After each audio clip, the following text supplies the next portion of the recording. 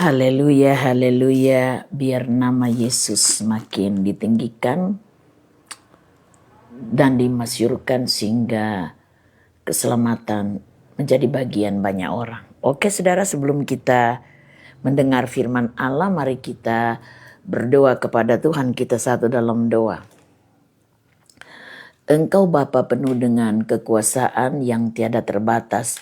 Tidak ada sesuatu hal yang lebih mulia dalam perjalanan hidup setiap orang di saat memahami apa yang menjadi tujuan Allah dalam hidup masing-masing. Terima kasih waktu yang ada, kami mau dengar firman-Mu. Kiranya Tuhan memberi pemahaman yang lebih dan biarlah Roh Kudus bekerja untuk kami semua. Urapan-Mu mengalir dalam nama Yesus. Pengampunan-Mu menjadi warisan setiap orang. Haleluya. Amin. Saudara, mari kita memperhatikan firman Allah yang diambil dari dalam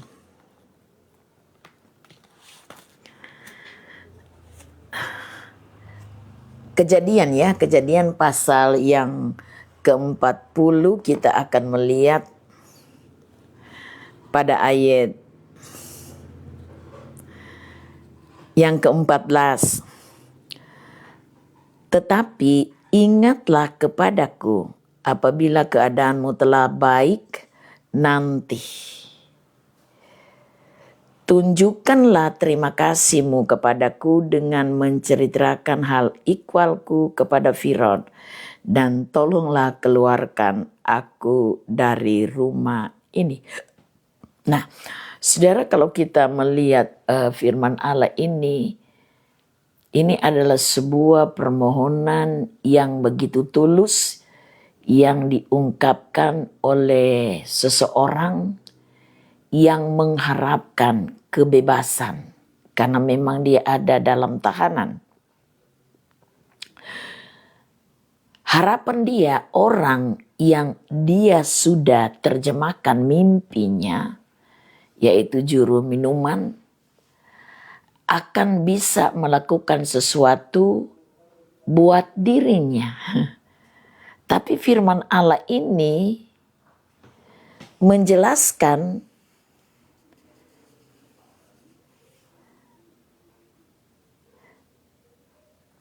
kalau kita mau lihat pada ayat yang ke-23 pada pasal yang sama, tetapi Yusuf tidaklah diingat oleh kepala juru minuman itu, melainkan dilupakannya. Saudara bisa bayangkan engkau mengharapkan sesuatu bisa diperbuat oleh orang lain dan orang itu adalah orang yang engkau pernah tolong, orang yang engkau pernah berikan perlindungan. Tetapi apa yang engkau harapkan itu tidak pernah muncul. Dan justru sebaliknya engkau masih ada dalam keadaan yang terjepit mungkin. Apakah engkau mau merontak? Apakah engkau mau melakukan sesuatu hal yang keliru? Yusuf ini sepertinya membela keadaannya. Dan sekalipun apa yang dia beritahukan ini, mungkinkah juru minuman ini dia akan bisa berbicara dengan Firaun?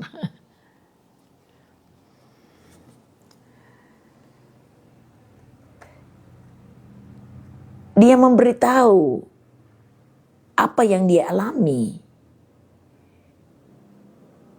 Tetapi catatan firman Allah mencatat dengan jelas, tetapi Yusuf tidak diingat oleh juru minuman. Nah, saudara sekalian, apakah ini juru minuman ini jahat? Apakah juru minuman ini tidak tahu diri? Apakah juru minuman ini tidak tahu balas budi? Atau apakah memang dia adalah orang yang tidak baik? Mudah melupakan apa yang pernah dilakukan oleh Yusuf kepadanya. Apakah seperti itu memang? Tapi saudara sekalian, kalau kita memperhatikan lebih dan merenungkan rencana Allah dalam kehidupan seseorang, tidak dapat diselami oleh siapapun. Tidak ada seorang yang bisa memprediksi, tidak ada seseorang yang bisa menentukan keadaan hidup orang lain. Kenapa? Karena manusia pada dasarnya ada keterbatasan. Dan sekalipun engkau begitu merindukan balas budi dari orang yang pernah engkau tolong, kalau endingnya dia dilupakan atau engkau dilupakan, apakah engkau mengeluh? Memang Yusuf di sini menceritakan, ayat 15 katakan, sebab aku diculik begitu saja dari negeri orang Ibrani. Dan di sini pun aku tidak pernah melakukan apa-apa yang menyebabkan aku layak dimasukkan ke dalam liang tutupan ini. Dia menceritakan keluh kesahnya kepada juru minuman yang ada dan juru roti yang ada. Tapi apakah mereka ada niat untuk menolong? Tidak ada niat untuk menolong. Justru sebaliknya, tidak diingat, bahkan dilupakan. Nah, sekali lagi muncul pertanyaan, apakah di saat engkau pernah menolong orang lain dan engkau akan berkata seperti ini, ini orang, kita dah tolong pada dia, DP ending, dia bikin susah pada kita. DP ending dia lupa daratan. DP ending dia balas kita punya kebaikan dengan kejahatan. Nah, kalau engkau mengalami pengalaman seperti itu, apakah engkau marah dan engkau tidak senang dan membuat mata hatimu tidak stabil? Saudara sekalian, bagaimanapun kita memohon pertolongan kepada manusia, itu tidak akan pernah bisa terjadi kalau Tuhan tidak mengerahkan orang itu. Karena catatan firman Allah dalam Mazmur 60 ayat 13, di sana dikatakan, pernyataan firman Allah, berikanlah kepada kami pertolongan terhadap lawan, sebab sia-sia penyelamatan dari manusia. Jadi sia-sia penyelamatan dari manusia. Makanya jangan pernah mengharapkan uluran tangan siapapun untuk melakukan sesuatu dalam kehidupan yang ada. Sebab segala sesuatu yang engkau alami dalam kehidupan ini, yang namanya pertolongan, entah itu dari siapa, dari mana, tiba-tiba melakukan sesuatu untukmu, itu karena Tuhan yang menggerakkan orang itu. Amin. Karena Tuhan yang menggerakkannya. Lihat, ini cerita daripada Yusuf ini. Apakah Yusuf menganiaya ini juru minuman? Kan tidak. Justru dia sebaliknya melakukan sesuatu yang mulia, dan apa yang dia terjemahkan itu benar terjadi sesuai dengan apa yang dinyatakan oleh Yusuf. Di sini letaknya, bukan berarti ini juru minuman ini dia tidak sayang Yusuf. Memang catatan firman Allah katakan dia tidak ingat, bahkan melupakannya. Karena apa? Alasannya, belum waktunya Tuhan. Belum waktunya Tuhan. Tuhan bisa melakukan segala sesuatu dengan sekejap mata. Tapi kalau dia belum bergerak untuk melakukan hal itu, engkau jangan menjadi resah dengan apa yang terjadi dalam hidupmu. Jika Allah mau melakukan sesuatu, maka dia akan melakukannya, dan itu tepat pada waktunya, bukan waktu kita sebagai manusia. Memang kalau menurut Yusuf ini waktu ini cukup lama ya. Pengalaman yang dia alami ini di dalam penjara itu cukup lama. Tetapi tanpa dia menyadari yang mana ada waktunya Tuhan untuk melakukan sesuatu buat dia. Karena bagi Tuhan ini Yusuf ini orang yang berharga. Dan Yusuf ini menjadi orang yang dia lindungi, dia tudungi dalam segala hal. Tapi saat itu, di saat juru minuman ini memberitahu dan catatan firman Allah mengatakan dia tidak ingat dan melupakannya, saat itu belum waktunya Tuhan untuk Yusuf. Amin.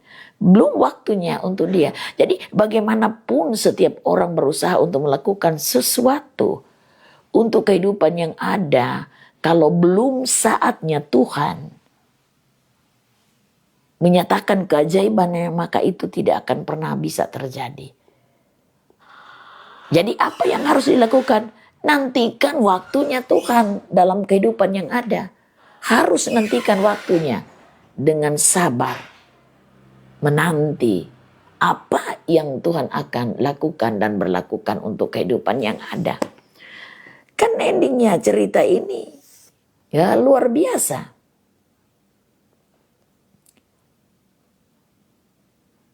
Kita bisa bicara, kita bisa berkata, kita bisa mengeluh tentang keberadaan orang lain. Seperti apa perbuatan mereka. Padahal engkau sudah pernah melakukan sesuatu dan banyak kali melakukan sesuatu untuk orang itu. Tetapi kalau orang itu dia tidak ingat dan melupakannya, ada Tuhan yang akan melakukannya bagimu. Amin. Ada Tuhan yang menghitungnya bagimu. Dan jika waktunya Tuhan itu terjadi bagimu, yang penting engkau tidak mengeluh, tidak mengeluarkan kata-kata yang kurang baik di hadapan Tuhan.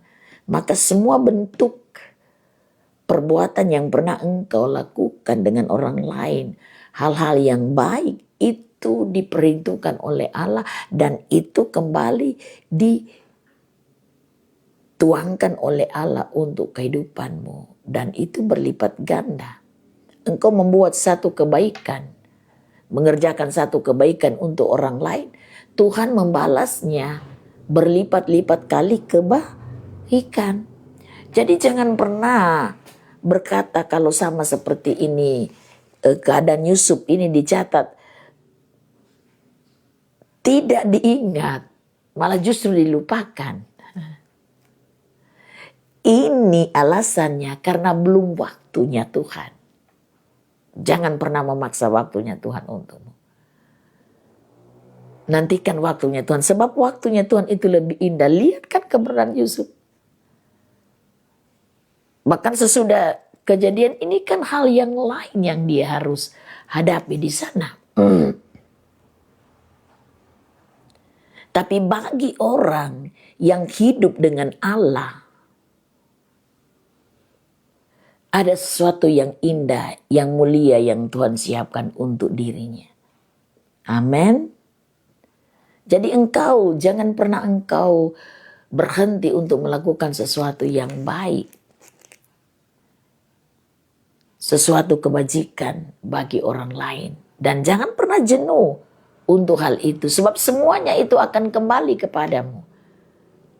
Engkau akan mengalaminya berlipat-lipat kali ganda. Amin. Ada yang ngomong dengan kita, mengeluh tentang